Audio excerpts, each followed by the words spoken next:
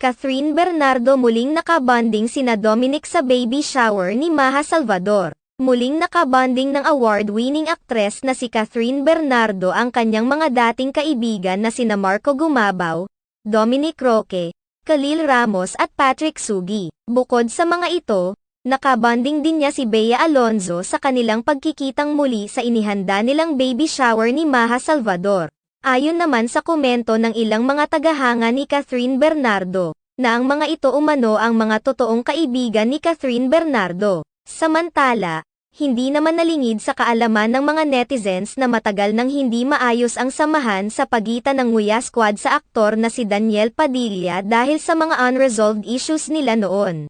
May mga nagsasabi pang tila masaya umano ang mga ito ngayong naghiwalay na ng tuluyan sina Catherine Bernardo at Daniel Padilla dahil naging malaya na umano muli sila na makasama at makabanding ang aktres. Alam naman umano ng Nguya Squad na si Daniel Padilla ang dahilan kaya hindi nakakarating si Catherine Bernardo sa kanilang mga bonding moments dahil pinagbabawalan umano ito ni Daniel Padilla na sama-sama sa kanila. Hindi na rin naman umano lingid sa kaalaman nila na noon pa man ay minamanipula na ni Daniel Padilla si Catherine Bernardo sa kung ano lamang ang dapat na gawin nito, kung ano ang mga damit na susuotin, kung anong mga larawan ang dapat na ibahagi sa social media at kung sino-sino lamang ang maaring makasama nito. Matatandaan na nauna nang ipinahayag ni Dominic Roque na hindi kabilang sa mga inimbitahan niya sa kanyang pagpapakasal ang aktor na si Daniel Padilla dahil hindi na umano sila nagkikita at nagkakausap mula pa noong 2020.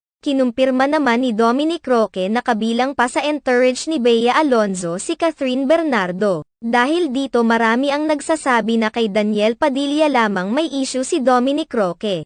Sa kabilang banda, naiintindihan naman ng ilang mga netizens si Dominic Roque sa hindi pag-iimbita kay Daniel Padilla sa kanyang kasal dahil magiging awkward na umano ito dahil matagal na silang hindi nag-uusap.